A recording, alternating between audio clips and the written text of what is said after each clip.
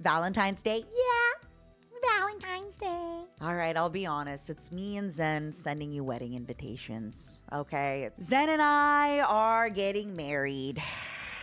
Sorry, I didn't know how to admit it earlier, but here we are. Here we are. You weren't married already?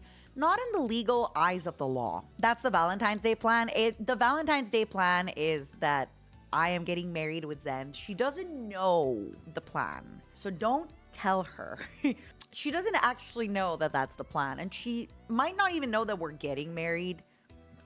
We're definitely in love. I'm conveniently in love with Zen. Did you see how cool she was today when she chainsaw like the big guy in Left 4 Dead? That was cool. That was really, really, really cool. When she chainsawed the big guy? Okay, hold on. Let me do our little game room for the girls. Funnily enough, you plan to propose on Valentine's Day? Good luck. Good luck. Have so much fun. Would they be momos? Would they be geckos? Or would they be like Gek momos? Mom geckos. What would they be? What would they be? Would they be mom geckos? Gek momos. They would be momekos. Momekos is cute. Momekos. The bugs are drinking. Junie's getting drunk. She's not. She's getting a seltzer. Junie's getting drunk. To be clear, sunspots are not the same as freckles. It's actually like big discoloration from the sun that I get because I go outside, I go for runs. Even though I use sunblock, it's still there. And it's just something that kind of like makes me feel a little bit older. Because it's like when you look at old people, and I say this with love, but they do have discoloration spots on their face from the sun. So it's just something that I want to do. You can tell me a million times, Matara, you don't need it. You're beautiful. I know.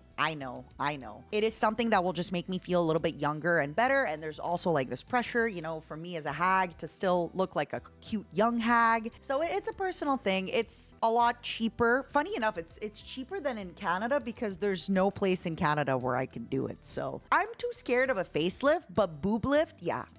I'm at a point now, I don't know if anybody can relate, right? When like you start balding, that you're like, I'll just have a shorter haircut. I'm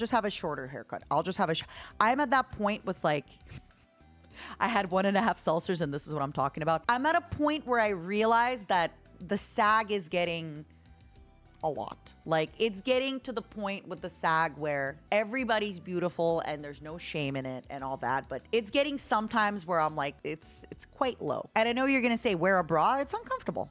I don't wanna. And by the way, and this is something I've talked about before, when I was much younger, I used to work in bars and clubs. So many people that I saw had their breasts completely done, and it was that like early 2000s bimbo look, which I'm not saying that in a derogatory way. I'm saying that in a good way, like the kind of like bubble boobs. But now, even people in my life that are not LA or content related have gotten some kind of plastic lift or anything like that for the breasts because it's just becoming more normalized. Even regular people are getting like, and I say regular in the sense like not adjacent to restaurants or you know, nightlife or Hollywood are getting breast lifts. And that is just a thing. It's yeah. So especially after children. So yeah, I'm just like, yeah, sorry, it is what it is, but sag hag summer, not forever. Flodado, exactly.